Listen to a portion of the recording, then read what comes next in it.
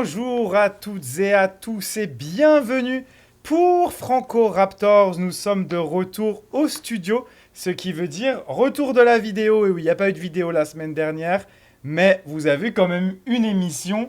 Et là, nous sommes de retour pour l'épisode 9 de cette saison des Raptors. Les Raptors qui caracolent dans le haut de la conférence de l'Est. Deuxième place, qui l'eût cru? Eh bien, on va en parler aujourd'hui avec Patrick Bizindavi, comme d'habitude. Salut Patrick. Salut Mike, salut à tout le monde. Quand les Raptors gagnent, la vie est belle. La vie est belle et on enregistre tard la nuit. Pour rien vous cacher, on est de retour de l'Arena Scotiabank après la rencontre face aux Wizards, gagné brillamment de 30 points sans avoir beaucoup forcé. On va y revenir. On va parler dans un premier temps, si on doit vous présenter le sommaire, des 3 matchs de cette semaine. 3 victoires en 3 matchs pour les Raptors. Lundi face à Charlotte, mercredi à Philadelphie et vendredi de retour à l'Arena Scotiabank contre les Wizards. Le bilan actuel des Raptors, on va y venir après, je suis dans le sommaire. Ensuite, on va parler du joueur de la semaine. Ensuite, la question du jour. Et pour terminer, on se penchera sur le prochain match qui aura lieu dès demain face à Brooklyn qui va rendre visite aux Raptors. Les Brooklyn Nets qui maintenant ont 2 victoires. Donc ça va être intéressant de voir si les Raptors parviennent à enchaîner. Et on va commencer tout de suite avec l'actu des Raptors.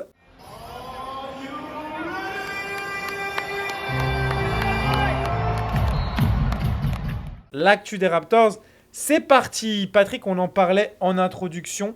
L'actu des Raptors, c'est ces 3 victoires en 3 matchs cette semaine. Les Raptors qui vont essayer de boucler cette semaine avec 4 victoires de suite. Ils restent sur 6 victoires de rang, 10 victoires sur les 11 derniers matchs. Un bilan de 11-5, deuxième à l'Est, qualifié pour les quarts finales de la Coupe. C'est parfait quasiment.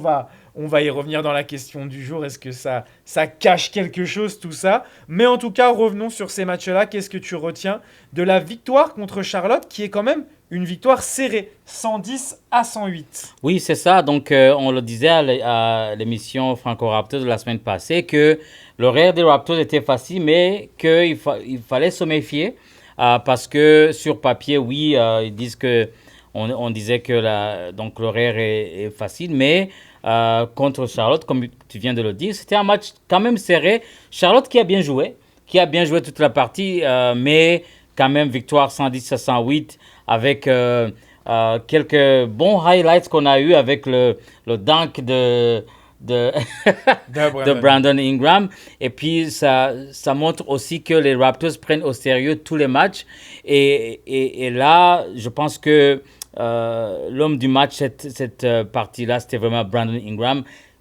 Par ce qu'il a pu contribuer en termes de ce qu'il a marqué, mais le fait que l'attaque des Raptors tourne autour de lui et que sur le dernier panier de RJ Barrett, justement, il y a eu prise à 2 sur Brandon Ingram qui a eu la patience qu'il fallait et donc avec un 4 de RJ Barrett qui a fini donc le panier, qui a mis justement les Raptors devant, qui ont pu faire donc la différence. En plus, il y a une performance énorme en défense avec le contre de Brandon Ingram, suivi du contre de Scottie Barnes qui scie le match. Mais c'était vraiment un bon match. Quand même, Charlotte a bien joué, il faut le dire. Mais victoire des Raptors, on prend, même si c'est pas beau comme victoire, mais victoire c'est victoire, on prend. Et donc lundi contre Charlotte, mercredi contre Philadelphie, vendredi contre Washington, c'était des matchs à prendre, ils les ont pris. Et donc on va fêter quand même ces victoires. Deuxième place, comme tu l'as dit, deuxième place à l'Est, qualification à la Coupe de la NBA. Là, comme je dis au début de l'émission, la vie est belle. Ouais, et en plus, je voulais revenir sur ce panier décisif qui, en fait, démontre le collectif des Raptors parce qu'en fait, chacun sur cette action a joué son rôle. On a vu Quickley qui est bien resté derrière la ligne à 3 points et qui s'est décalé pour que l'aide défensive se décale aussi pour ouvrir le couloir de pénétration à RJ Barrett. On a vu Jakob Poeltl, on le signale pas assez souvent, qui a scellé son gars sous le cercle pour qu'il ne puisse pas le contrer, parce que Kalkbrenner, c'est un bon contreur. Et Scottie Barnes, qui ne veut pas tirer la couverture à lui-même, qui a étiré le terrain en étant dans le coin sans demander la balle, rien du tout. L'action a été parfaite. Ingram, qui, comme tu l'as dit, a la patience. Il a dit que, quand même, s'il avait pu, il aurait tiré par-dessus les deux, parce qu'ils sont tous les deux plus petits que lui. Mais malgré tout, il a eu cette expérience. Il a dit qu'il n'aurait pas fait ce geste-là il y a encore 1 ou 2 ans. Donc, il a cette expérience maintenant de lire le jeu. Je pense que Darko n'y est pas pour rien aussi, parce que Darko l'a dit dernièrement, Brandon Ingram, c'est bien de faire ce qu'il sait faire, mais de s'intégrer aussi dans le jeu des Raptors. On a les deux, en fait. On a du Liso, mais aussi on a du Brandon Ingram qui s'installe dans ce jeu des Raptors. Donc ça, c'est hyper positif. Et puis, tu l'as dit, hein, un très, très beau match de Con Knueppel pour les Hornets.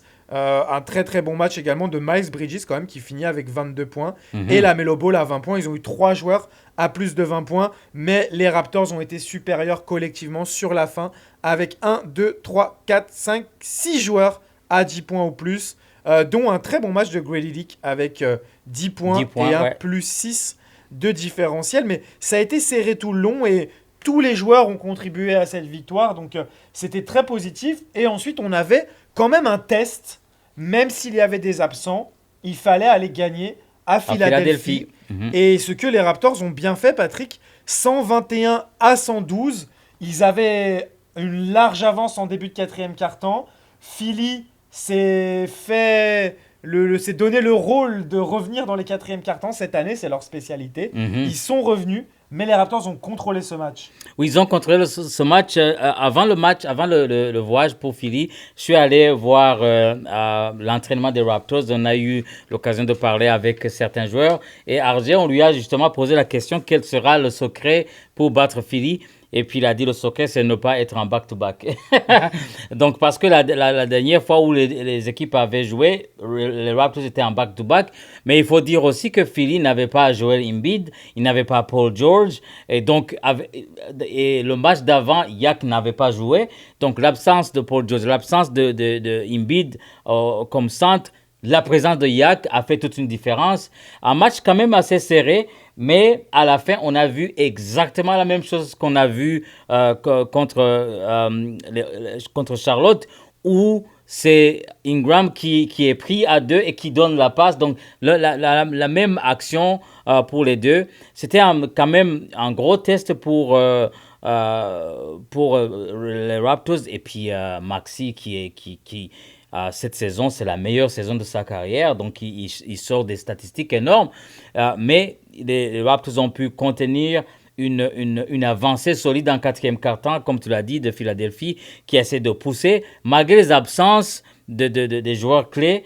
Philadelphie quand même a bien joué, ils étaient adroits au tir à 3 points, ils ont fait une montée extraordinaire en quatrième quart-temps, mais les Raptors maintenant ils savent bien se calmer, bien finir les matchs et puis c'est la victoire, donc victoire 121 à 112. Il y a plus de points de différence par rapport à Charlotte, mais c'est quand même une équipe de Philadelphie qui s'est battue jusqu'à la fin. Ouais, et qui a causé 21 ballons perdus.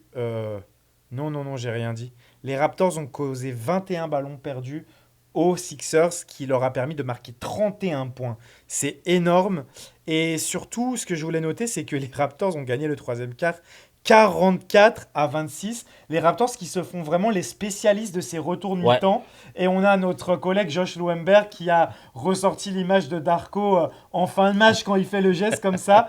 Et il a dit, imaginez ce que ça doit être à la mi-temps pour que les Raptors reviennent aussi fort à chaque fois de la pause. Tu l'as dit, l'importance de Jakob Poeltl. On aurait bien voulu qu'il y ait Joel Embiid quand même pour pouvoir voir ce que ça donnerait, parce que sans être méchant envers Andre Drummond, c'est pas le joueur le plus impactant en défense. Il a été très en difficulté comme d'habitude sur les pick and roll, et Jakob Poeltl finit avec 19 points à 8 sur 10 au tir. Il a raté que 2 tirs, mais c'est devenu une habitude pour Jakob Poeltl. Et encore une fois, on parlait tout à l'heure d'une attaque équilibrée.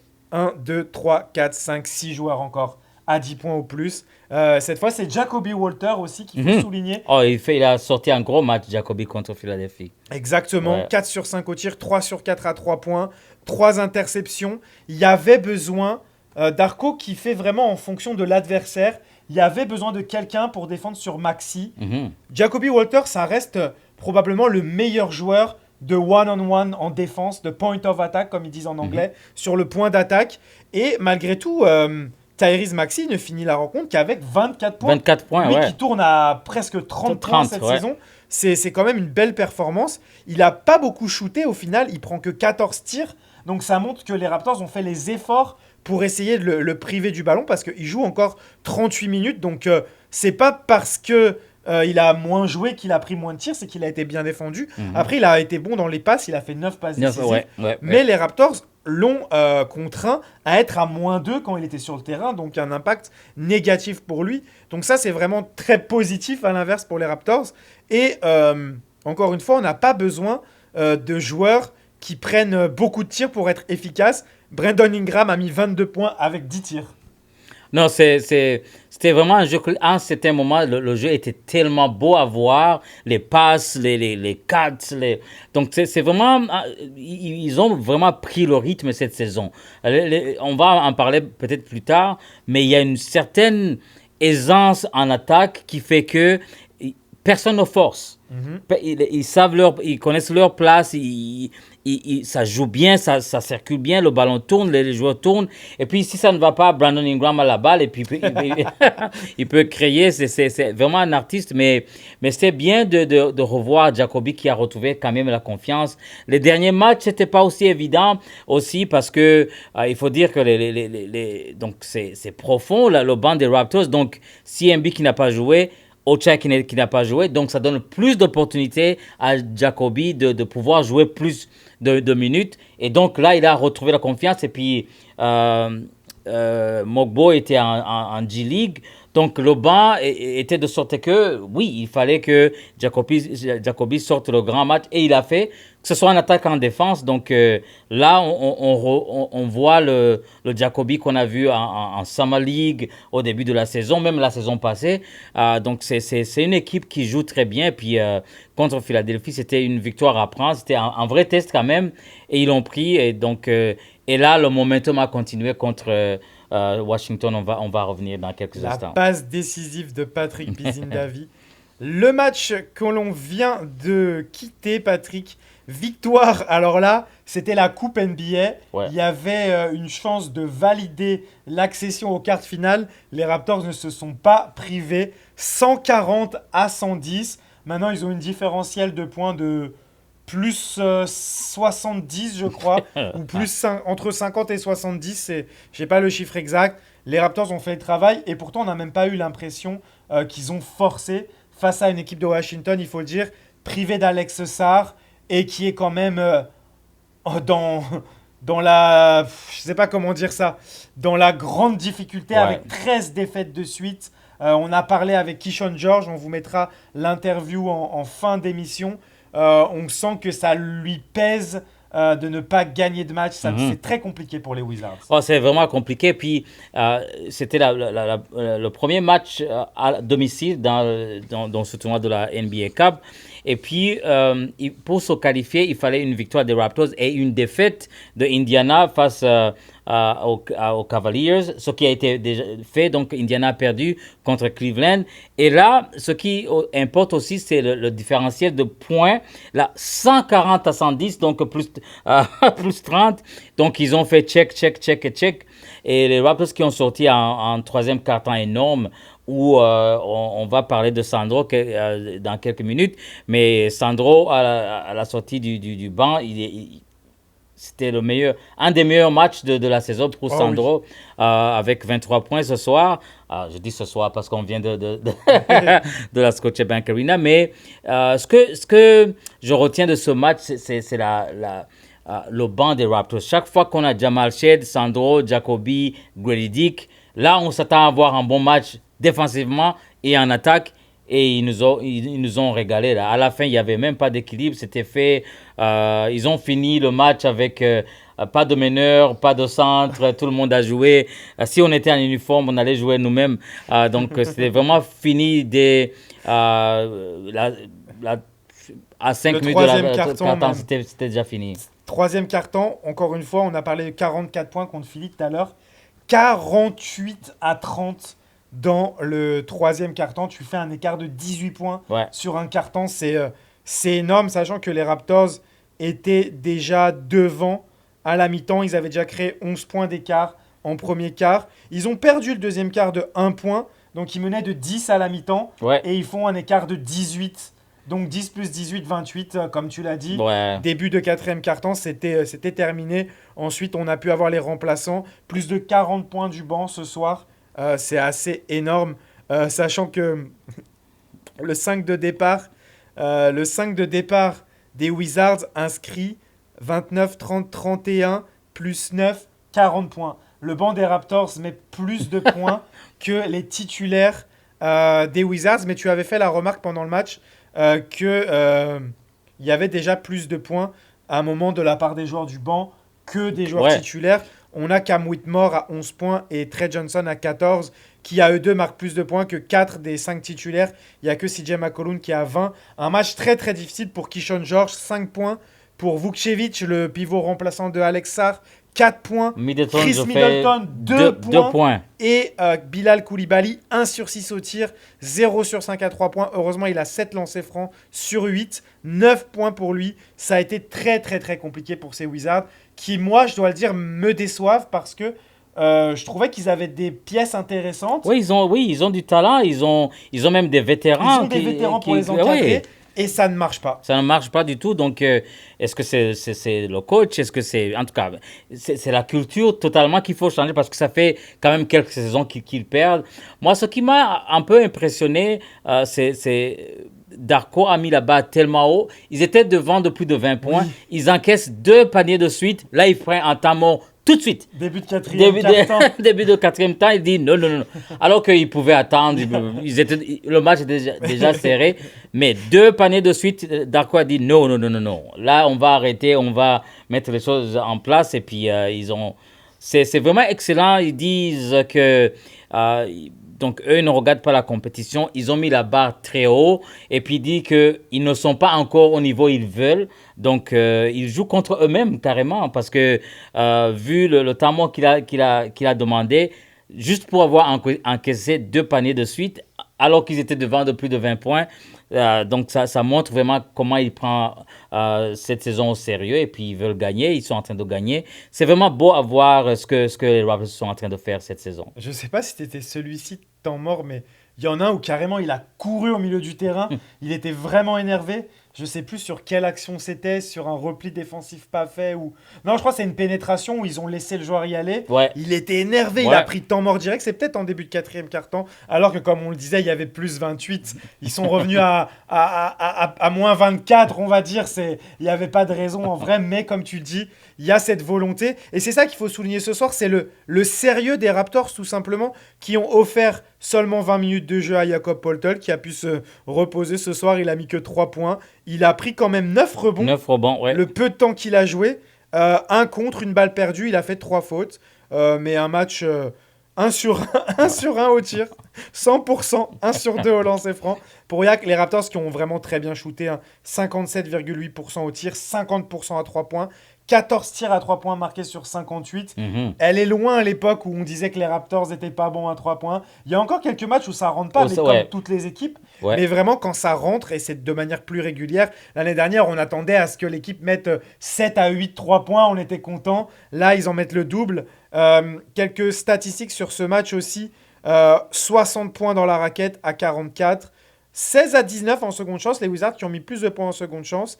Et les contre-attaques, ça a été 17-17. Donc les Raptors qui n'ont pas cette fois-ci gagner ce match sur les Ouais. forces qu'ils ont montrées à d'autres moments, la contre-attaque, le jeu rapide et tout. Mais vraiment, ils sont en train. Ce qui est intéressant ces derniers temps, c'est qu'ils sont en train de montrer qu'ils peuvent gagner les matchs de différentes Différentes manières. façons, Et ouais. on le voit sur ces 3 matchs cette semaine. Je pense que si on peut conclure là-dessus pour ces 3 matchs, c'est qu'on a 3 matchs et 3 victoires différentes. Et ça, c'est très positif. Et puis, tu ne sais pas celui qui va sortir un gros match. Ça Exact. peut être RJ aujourd'hui, demain, Quickly, il est sur une lancée extraordinaire. Et contre les Wizards, c'était Sandro à la sortie du banc. Et puis, tu vois que l'équipe est vraiment contente de n'importe qui joue bien. Ouais. Donc, c'est vraiment une équipe qui n'a pas d'ego, comme a dit ce soir, donc après le match de Wizards, Scotty Barnes. Les ingrédients sont là pour avoir une belle saison. On touche du bois qu'il n'y aura pas de blessures cette saison, mais en tout cas, on est content. Tout le monde est content dans la famille des fans des Raptors de Toronto cette année. Et oui, on voit le public qui commence à vraiment suivre l'équipe. On sait qu'à Toronto, il y a du public, mais vraiment quand les équipes gagnent. Ouais. C'est assez drôle. J'en parlais aujourd'hui avec l'épouse du premier coach de Vicky Mboko. Et je lui disais que on voit l'enthousiasme des Canadiens derrière le parcours de Vicky. Maintenant, est-ce que ça sera le même enthousiasme quand elle va commencer à perdre? Ça, c'est toujours un petit souci avec l'Amérique du Nord en Ouais, général. c'est ça. C'est C'est pas ça. des partisans comme le foot, par exemple, en Europe. Mais on sait que quand ça gagne, on l'a vu avec les Blue Jays, on le voit avec, Ouais. malgré tout, les Maple Leafs, même si à chaque fois, Mhm. ça s'arrête à un moment où on l'attend pas dans les séries. Il y a quand même un engouement derrière l'équipe. Et puis, on l'a vu en 2019. Ah On oui. était là Les Raptors, pour ouais. en témoigner. Donc là, ça commence à revenir et puis ça promet parce que la chance, c'est que maintenant, il y a de l'enjeu même en saison régulière avec, on peut terminer là-dessus, les Raptors qui se qualifient pour les quarts finales de la Coupe NBA. Ils vont certainement recevoir le match à domicile. Et là, ça va être un match à élimination directe. Donc ça va être un petit surplus de motivation et d'expérience pour les joueurs. Ils en ont parlé aujourd'hui en conférence de presse. Oui, c'est ça, parce que les joueurs qu'on a cette année, il y a peu qui ont l'expérience des playoffs. Jouer un match éliminatoire, ça va donner le goût justement de participer à une grosse compétition. Mais aussi, la CAP, s'ils se qualifient, ça va donner beaucoup plus de visibilité aux Raptors parce que les médias américains, il faut le dire, ils ne suivent pas, ils ne connaissent pas ce qui se passe chez nous. Mais là, quand on commence à gagner, c'est là où les gens disent « Oh, ils viennent d'où ces Raptors ?» Avec la Coupe, donc la NBA Cup, là, on revient justement devant tout le monde. Ils vont dire « Mais oh, ils sont bons !» Donc, parce que les médias américains, des fois, ils ne montrent pas, à moins que les Raptors jouent contre les Lakers ou autres, mais sinon, ils ne suivent pas comme nous. Donc, pouvoir se qualifier pour la NBA Cup, ça donne plus de visibilité et puis plus d'expérience pour ces jeunes qui n'ont pas encore goûté justement la compétition des playoffs. C'est une équipe très jeune, à part Scotty Barnes qui a été aux playoffs. Peut-être Brandon Ingram aussi, Ouais. Sandro qui a été donc à Milwaukee. Les autres, c'est leur première ou deuxième année NBA, donc ils ne savent pas. Donc je pense que c'est une bonne occasion justement de pouvoir faire ces compétitions et puis de se mesurer à de grosses équipes. Donc je pense que c'est une bonne chose. Je me demande même si... Ouais, Yak a connu Ah oui, il y a au qu'à faire les début playoffs, ouais. avec les Raptors, mais après, il est parti à San Antonio quand San Antonio ne gagnait pas. Il est revenu à Toronto quand Toronto ne gagnait pas. Il a C'est perdu cette série de... Enfin, pas cette série, ce match de play-in contre Contre Chicago, oui. Mais en fait, on a quand même un 5 de départ qui a l'expérience, puisque Quickly et Barrett aussi. À New York, Mais c'est ouais. vraiment, comme tu dis, pour le banc. Et ça, c'est vraiment une bonne expérience Ouais. à prendre avant même d'aller en série à la fin de la saison. C'est vraiment une expérience importante à prendre. On va se laisser là-dessus. On va partir en pause. Et au retour de la pause, on parlera du joueur de la semaine, de la question du jour et du match à venir. Mais Patrick a dit maintenant il faut dire de la victoire à venir contre les Nets. On espère qu'on ne va pas porter malheur. Allez, on se retrouve juste après la pause. Nous sommes en pause. Si vous appréciez l'émission, pensez à vous abonner à notre chaîne YouTube de Choc FM activez la cloche pour ne rien manquer, likez et commentez. Vous pouvez aussi retrouver ce podcast en rediffusion sur toutes les plateformes.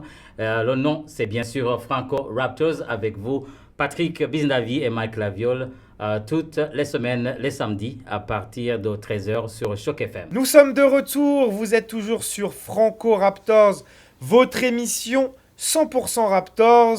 Franchement, en français, c'est l'inverse. Franchement Raptors, 100% en français, avec Mike Laviole et Patrick Bizindavi. Au lendemain de cette belle victoire des Raptors face aux Wizards, les Raptors qui solidifient leur position dans le top 2 de la conférence de l'Est. C'est assez exceptionnel, on s'y attendait pas forcément. Quand on avait fait nos prédictions de début de saison, on restait toujours autour des 50% et on espérait que ça continue jusqu'à la fin de l'année. Et bien là, les Raptors ont pris de l'avance. 6 victoires au-dessus des 50%. Et un joueur s'est détaché cette semaine. On essaye de tourner un petit peu. On pourrait parler bien sûr de Brandon Ingram, qui a été sensationnel. Mais on voulait parler de notre Géorgien Sandro Mamukelashvili, qui est vraiment la grande surprise de l'année. Et j'ai même envie de dire, c'est peut-être l'un des meilleurs recrutements d'agents libres de l'histoire des Raptors. Il y aurait qui devant lui? On avait beaucoup d'espoir. Kawhi n'a été trade. Oui, c'était un trade, pas un oui. Il n'était pas agent libre. On avait beaucoup d'espoir dans Otto Porter. Ça n'a pas marché. Ouais. Je pense qu'il faut remonter très loin. Il y a des Edo Turkoglu qui n'ont pas marché non plus. Ça n'a pas marché. Ça, c'est les gros noms qui ont signé aux Raptors, mais qui finalement n'ont pas fonctionné. Je pense que Mamou, pour l'instant, s'impose comme l'une des meilleures signatures de l'été des Raptors. Qu'est-ce que tu vois de Mamou, Patrick? Donc là, pendant le match de Washington, j'étais assis avec notre ami un reporter espagnol, Tony, qui m'a posé la question justement, quel est le joueur qui t'a surpris le plus cette saison au Raptors? J'ai pas pensé deux fois, là. C'est Sandro. Parce que on a recruté Sandro et c'était l'image qu'on avait, c'était en 5 qui n'est pas grand, mais qui va aider à donc stretch donc l'attaque des Raptors. Mais là, il nous montre d'autres faces, que c'est pas juste un stretch 5. Il tire à 3 points, il défend, il prend des rebonds, des fois il fait des contres, il prend un rebond, il monte lui-même avec le ballon, il attaque l'anneau, il amène de l'énergie. Il a plusieurs facettes, justement, et puis hier, après le match de Washington, on lui a posé justement la question pourquoi il éclate aussi bien que ça. Et puis il dit que c'est Darko justement qui ne le prend pas comme un joueur pivot. Il le prend comme un joueur de basketball qui peut faire beaucoup plus que son poste. Et là, il le montre chaque fois qu'il entre sur le terrain avec Jamal Shead, Grady Dick. Là, le banc des Raptors, le fait qu'il domine, je pense que il y a une grosse part de Sandro dans ça. Et puis, ce qu'il fait, ça va au-delà des statistiques. C'est son positionnement, c'est ça.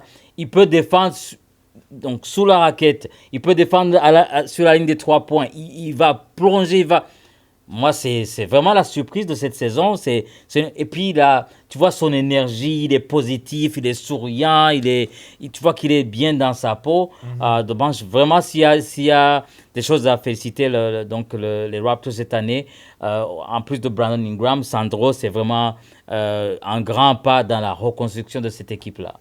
Ouais, tout à fait. Et tu as tout dit quasiment.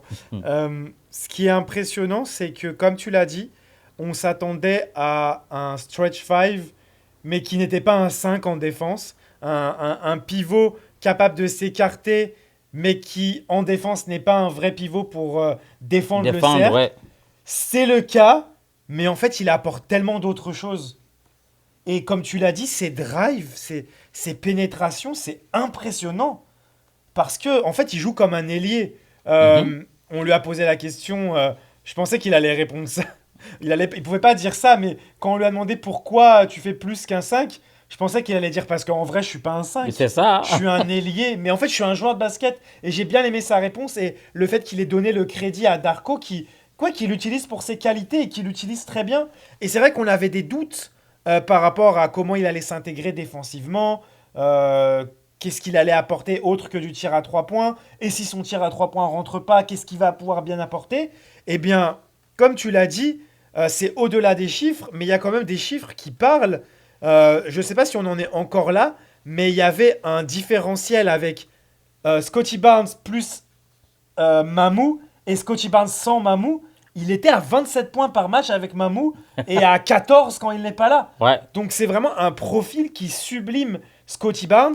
Et en plus, Scottie Barnes, avec son efficacité défensive cette année, il compense en fait les lacunes entre guillemets En défense, de Mamou ouais. en fait. Parce que quand il joue à côté de Mamou, c'est Scottie Barnes qui devient ce protecteur de cercle et Mamou qui va défendre les extérieurs, qui va changer en défense. Il est très bon pour faire des switches. Comme tu l'as dit, il défend quasiment tous les postes sans être ridicule. Ouais.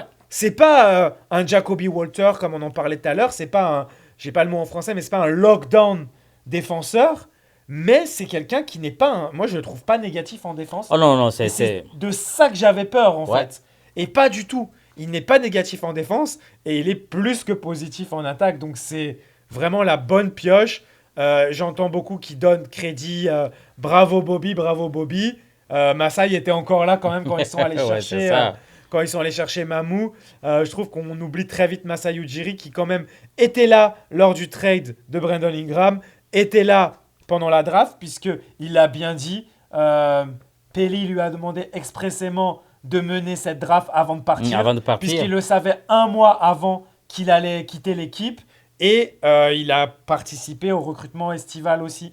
Donc faut donner un peu ses fleurs à Masai Ujiri. C'est une équipe avec Bobby, comme on le dit toujours, mais j'entends un petit peu trop, surtout nos amis de la communauté asiatique de Hello and Welcome, qui veulent un peu donner beaucoup de fleurs à Bobby Webster, qui a son rôle à jouer là-dedans, mais ne pas oublier Masai Ujiri. Ben oui, c'est lui l'architecte. Et je pense que contre Washington, la combinaison de Brandon Ingram avec le banc, ça a bien tourné parce que tu mets Brandon Ingram avec des tireurs comme Sandro, comme Grady Dick et puis Jamal Shead qui progresse beaucoup dans les tirs à 3 points. Ça devient une équipe très, très dangereuse. Et contre l'équipe de Washington qui n'avait pas de centre carrément dans ce match.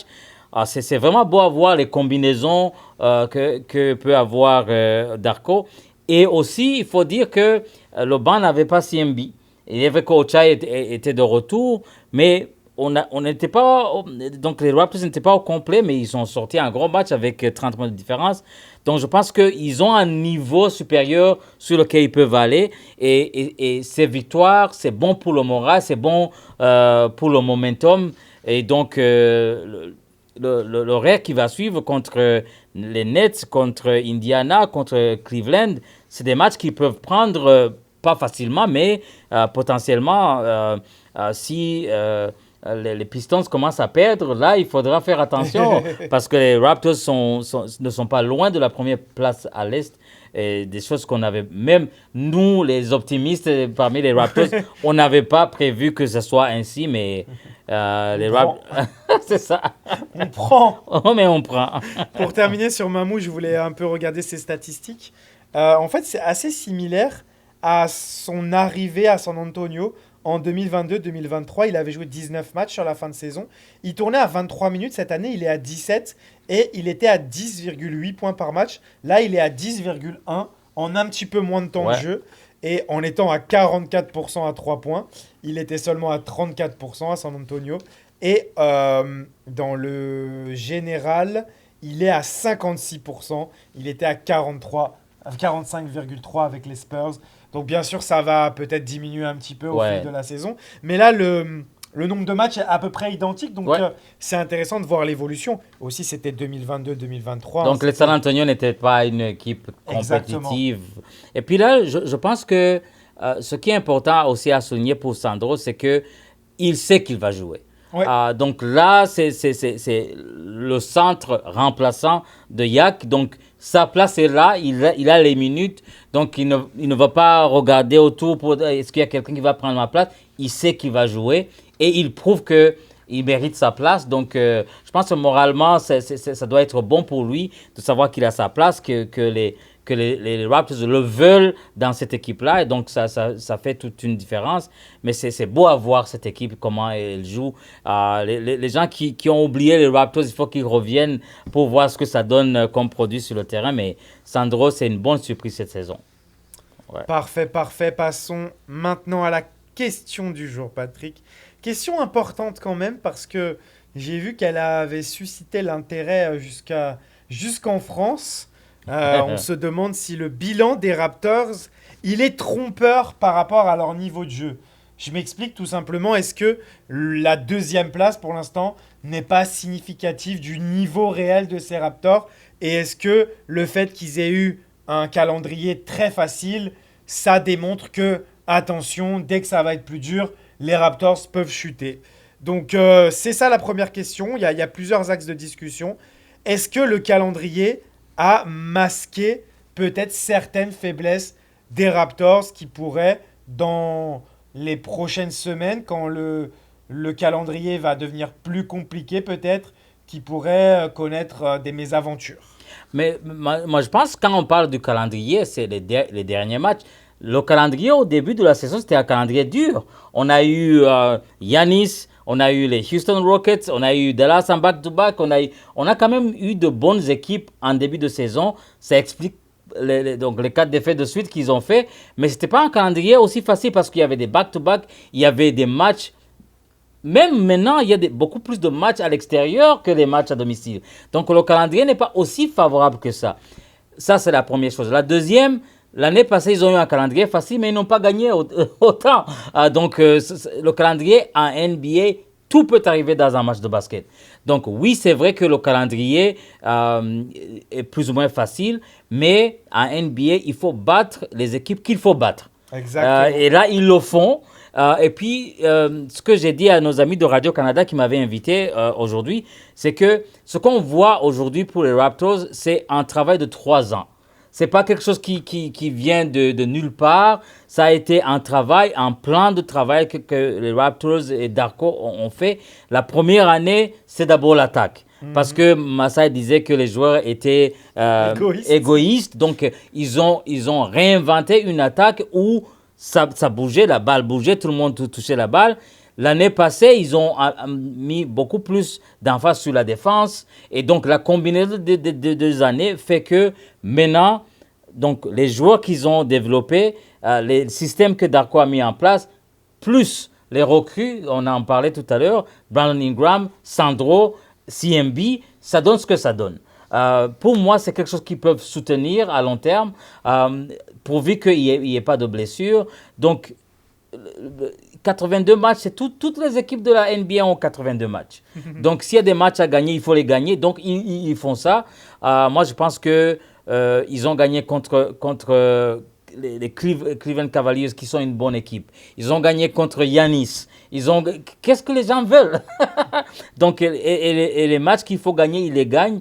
Donc, je pense que pour moi, c'est un bon bilan qui montre du vrai travail, qui montre une constance. Et puis, ils ont fait du travail pendant l'été, où donc, tout ce qui est la chimie, et puis les 905, donc la Ligue d'été, je pense que c'est une combinaison de plusieurs choses qui font que les Raptors gagnent maintenant et que, à mon avis, ils vont continuer à gagner.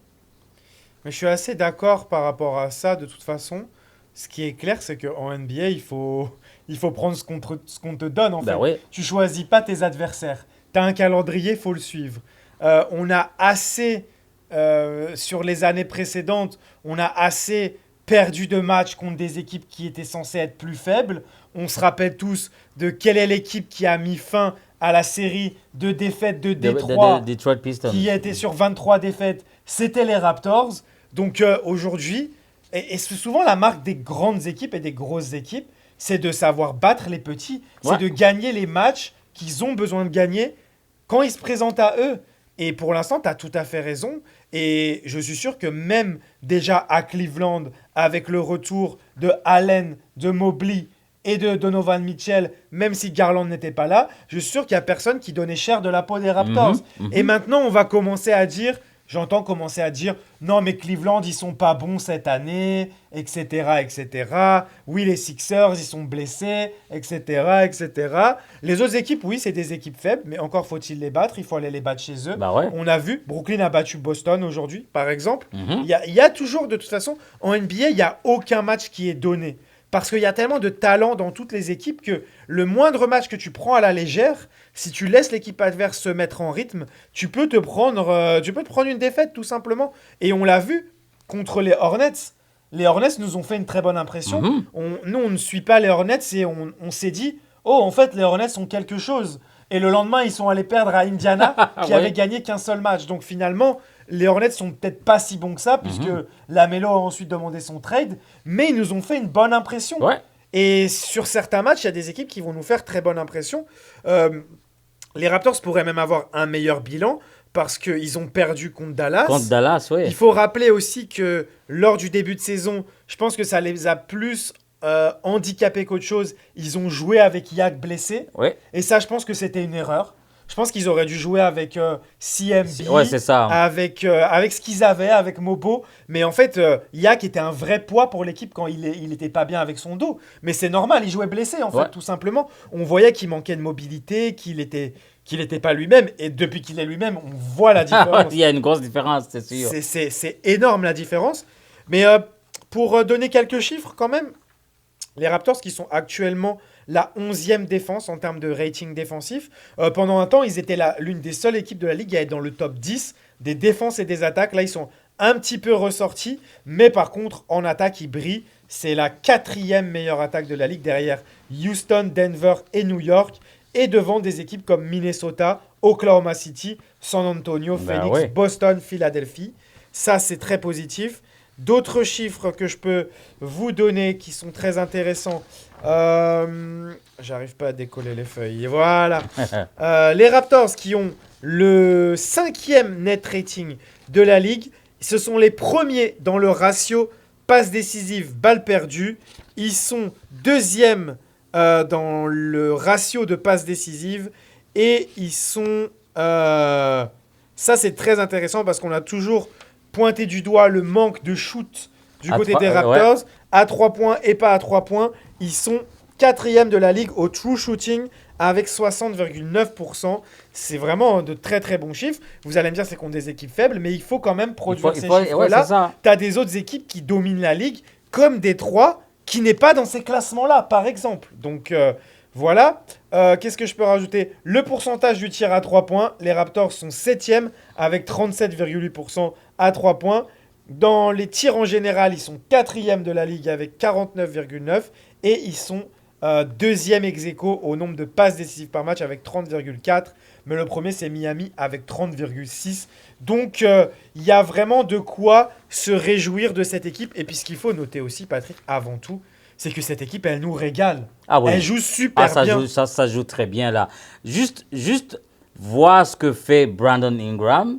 Déjà, Tu lui donnes la balle, tir à mi-distance. C'est dans. Aujourd'hui, donc avant le match, on a posé la question à Darko par rapport à ça. Il a dit, ça lui rappelle Kevin Durant, ça lui rappelle Kobe Bryant. Et puis dans un monde de la NBA où maintenant ce qui est à la mode, c'est les tirs à 3 points. Là, on retrouve quelqu'un qui a maîtrisé la mi-distance. Donc, il restait juste SGA, peut-être DeMar DeRozan. Mais là, Brandon Ingram, ce qu'il fait, tir à mi-distance. Et puis, c'est pas juste le tir parce qu'il est dangereux. Donc, il va attirer les défenses. Donc, ce qui va ouvrir. RJ, ce qu'il fait avec les pénétrations, tout ce qu'il fait, c'est justement grâce au spacing qu'offre justement la présence de Brandon Ingram dans cette attaque. Mais on savait que Brandon Ingram était un bon attaquant, mais ce qu'il fait en défense, moi, me surprend. Il fait des contres. Il plonge sur les ballons, il fait des steals. Donc, ça devient un joueur complet et on sait qu'il n'est pas à 100%.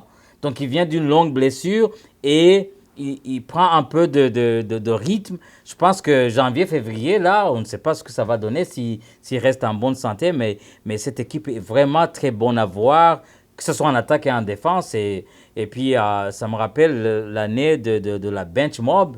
Dès que les titulaires sortent, que les remplaçants entrent, là, c'est un autre style de jeu qui est aussi beau à voir, que ce soit défensivement et en attaque.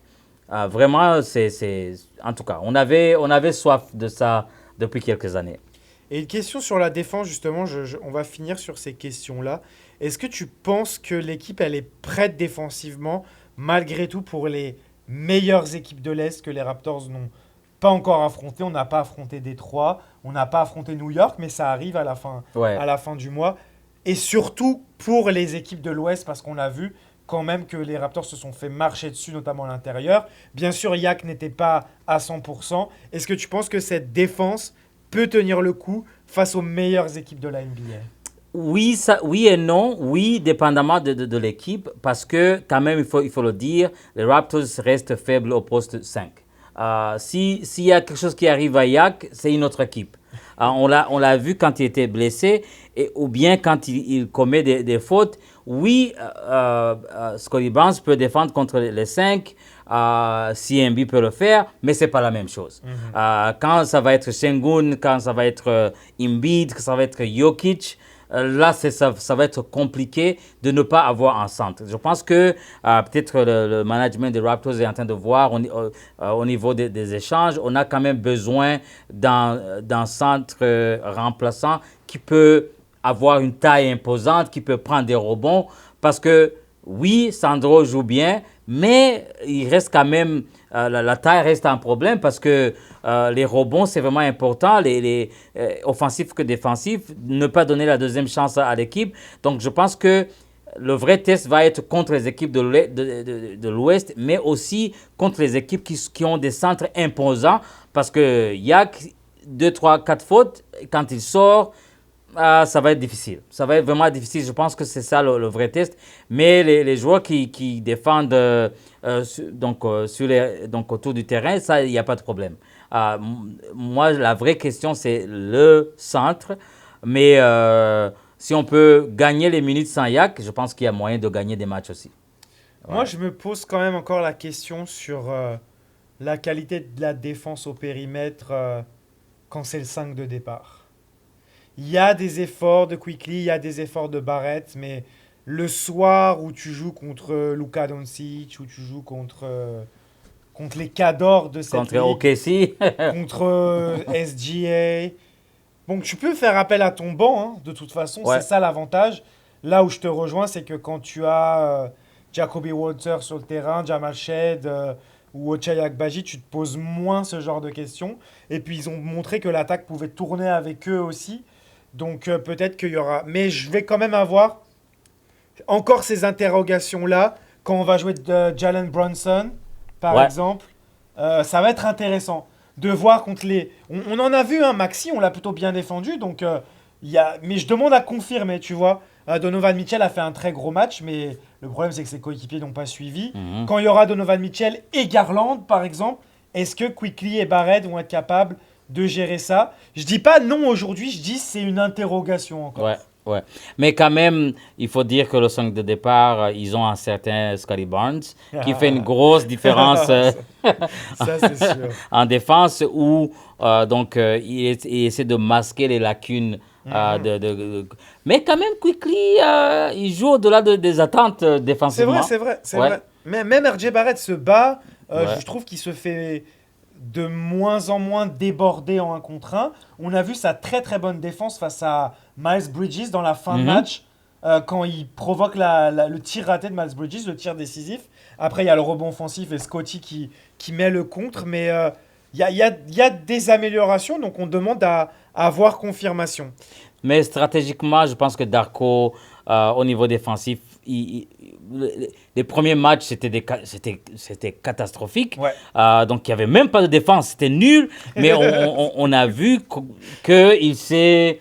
Il a revu sa stratégie avec ce 5 de départ. Ouais, ouais, Les ouais. Raptors qui pressent beaucoup moins Ouais. quand ils ont...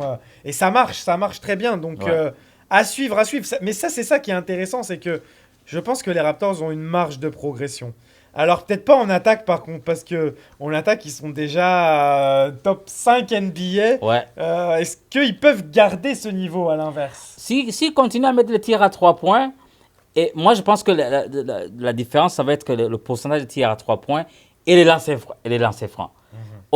Je dis aujourd'hui, hier contre Washington, ils auraient même pu gagner beaucoup plus s'ils avaient mis les lancers francs qu'ils ont ratés. Et puis Sandro qui a fait plusieurs fois des tentatives sous la nose sans marquer. Je pense que c'est ça le prochain niveau pour les Raptors, être consistant au tir à 3 points et puis avoir un meilleur pourcentage au lancer. Mais en plus, l'avantage, c'est qu'ils ont certains joueurs qui sont à droit à 3 points qui pour l'instant ne le sont pas Ouais, forcément. On pense à Grady Dick, Grady on Dick, pense à ouais. Jacoby Walter, on pense également à Ochai Agbaji. Après, il y a d'autres joueurs qui sont. On pense à Ingram aussi, qui est en Ouais, dessous de ouais, ouais. son pourcentage à 3 points, même si ça va mieux depuis quelques matchs. Après, on en a d'autres, par contre, comme Scotty qui est au-dessus, Jamachet qui est au-dessus, même Mamou, comme je l'ai dit tout à l'heure, il est à Ouais. 44%. On a un Battle qui est à 60, je sais pas combien. Mais tout ça, Quickly qui est en train de remonter la pente, Mhm. je pense qu'il est revenu à un très bon. Mais tout ça fait qu'il pourrait maintenir cette adresse en faisant en sorte que ceux qui sont pas à droite augmentent et ceux qui sont un peu trop à droite, on va dire, Ouais, descendront un ouais. petit peu parce que c'est logique qu'ils vont pas. Scottie Barnes n'a pas shooté à 40%, à C'est 3% une la longue saison. saison, Ou alors 82 matchs. donnez-lui le MVP tout de suite Ouais. ou mettez-le au concours de tir à 3 points, je sais pas. Mais voilà, je pense qu'on a bien fait le tour de cette question. On va terminer en se penchant rapidement sur la victoire contre les Nets de ce dimanche. Qu'est-ce que les Raptors doivent éviter pour perdre ce match? Il faut éviter d'être surpris par les Nets. Les Nets qui ont battu les Celtics. Donc les Nets qui ne visent pas la victoire cette saison. C'est une équipe qui est en train de développer, mais qui peut surprendre beaucoup parce que, bon, ils ont eu des blessés, ils ne s'attendent pas à ce que ils gagnent des matchs pour aller en play-in, mais il faut faire attention parce que un match ne se gagne pas sur papier. Donc il faut vraiment que ils puissent donc jouer comme ils ont joué contre eux donc la dernière fois. Et puis ça va être un gros match de Yak parce que à l'intérieur il faut vraiment profiter parce que je ne pense pas que les intérieurs des Nets sont aussi forts. Donc, pouvoir les battre en défense et puis profiter de Yak en attaque, je pense qu'il faut les prendre au sérieux. Je pense que c'est vraiment important de prendre cette équipe au sérieux, de ne pas jouer au rythme de l'adversaire et puis de pouvoir les mettre à l'abri dès le troisième quart-temps pour ne pas éviter des surprises en fin de match. Mais je pense que ça devrait aller. Bon, on se rappelle le premier match contre Brooklyn, c'est Claxton qui avait fait un gros match. Tu parles de ce duel avec Yak.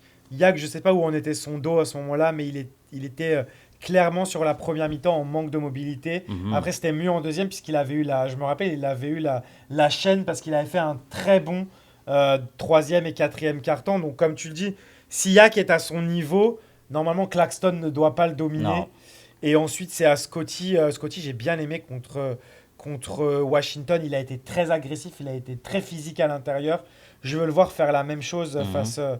face aux joueurs de Brooklyn. J'ai perdu son nom.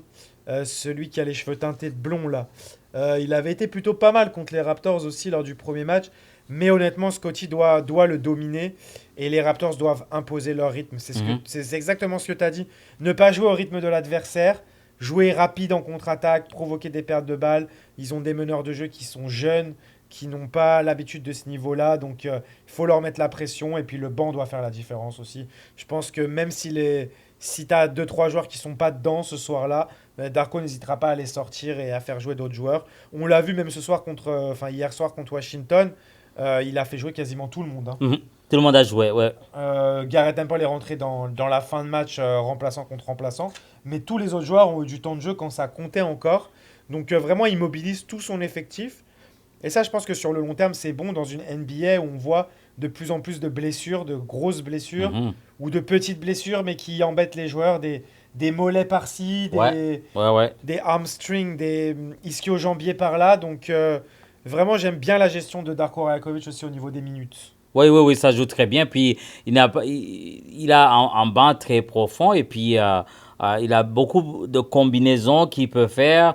Et puis si Embiid n'était pas là, peut-être il va être de retour ce week-end. Donc on a quand même une bonne équipe où je suis pas inquiet par rapport justement à leur façon de prendre au sérieux les Nets. Mais quand même, un match NBA, ça reste un match NBA, tout peut arriver. Moi, je ne savais pas que les Nets allaient battre les Celtics. Quoique les Celtics ne sont pas les Non. Celtics qu'on connaît, mais quand même, sur papier, c'était un match à prendre. Donc, c'est ça. Oui, parce que Boston ne joue pas le temps que visiblement, hein. Ils essayent de gagner des matchs. Mhm. Et là, ils l'ont bien fait. Mais voilà, on va en rester là-dessus. Je pense qu'on a été très complet pour cet épisode 9 de Franco Raptors. On vous rappelle, hein, comme d'habitude, allez vérifier la version vidéo sur YouTube. Sinon, c'est en audio tous les samedis à 13h et en rediffusion sur chocfm.ca et surtout votre plateforme de podcast, de balado. Merci à toutes et à tous de nous avoir suivis. Merci Patrick. Oui, merci Mike, mais juste un petit rappel, on a fait une entrevue après le match. Kishon George. Oui, c'est ça. On va laisser nos auditeurs sur ses propos par rapport à sa saison, par rapport à l'équipe canadienne. Donc, il a été généreux avec son temps, malgré la défaite contre les Raptors. Donc, on a pu parler avec lui sur certains sujets que vous allez suivre dans l'entrevue. On se quitte sur Kishon George des Wizards de Washington en français, bien sûr. Et comme on dit toujours quand on se quitte, Let's go Raptors! Let's go Raptors! Kishon, déjà, un petit mot sur ton début de saison. Comment tu te sens? Une belle progression déjà, on peut le voir. Individuellement, c'est plutôt pas mal. Encore beaucoup de projets à faire. Ensuite, niveau équipe, on n'est pas vraiment là où on veut être, mais on continue à prendre des pas dans la même direction. Tu avais été interrogé dans le Raptor Show justement sur le fait que tu étais en Europe avant d'aller en NCAA et tu as dit que là-bas c'était justement très compétitif, qu'il fallait gagner tous les matchs.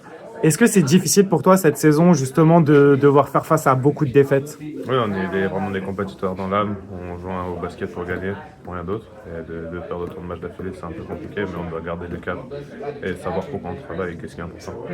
Et par rapport aux Raptors, on s'était vu l'année dernière, ça se fait pas il y a pas si longtemps que ça, c'était sur la fin de saison dernière. Est-ce que tu remarques vraiment une grande différence dans leur niveau de jeu? Ils sont assez similaires, je trouve. Une équipe assez agressive défensivement. Après, l'ajout de Brandon Ingram, je trouve que ça les aide beaucoup, ça ajoute des options offensives.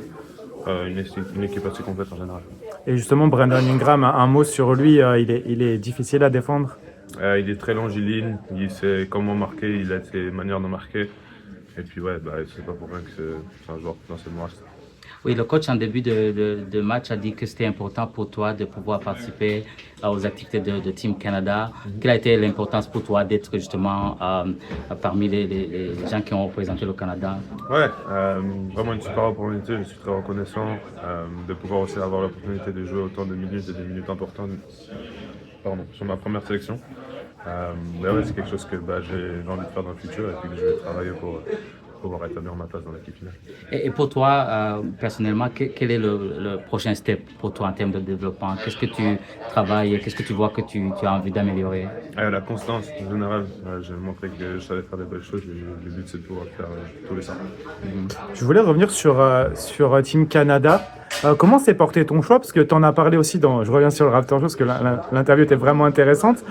Comment s'est porté ton choix? Parce que tu as aussi montré un grand attachement à la Suisse. Est-ce que c'est purement par rapport à la compétitivité que le Canada peut avoir? Oui, 100%. Ils ont été aux Jeux Olympiques, ils ont été au Championnat du Monde, c'est quelque chose que j'ai envie de participer. En vrai, j'ai envie de jouer contre le meilleur, j'ai envie de battre le meilleur et j'ai envie de juste m'améliorer contre le meilleur. Et je pense qu'il n'y a pas une meilleure plateforme que ça. Et pour finir, juste ton avis sur le basketball suisse. On avait parlé avec Clint Capella qui avait dit que là-bas, c'est pas trop le sport qui est mis en avant. Est-ce que c'est un avis que tu partages? Il y a des étapes. Là, il y a beaucoup plus de joueurs suisses qui commencent à émerger. Il y a un 4e joueur suisse qui se fait drafter cette année. Il y en a plein qui jouent maintenant en pro à Chalon, tout ça. Et je pense que c'est des étapes à suivre. Mais je pense qu'on n'est pas encore là, puis qu'il y a des étapes à franchir. Super, merci beaucoup. Merci avec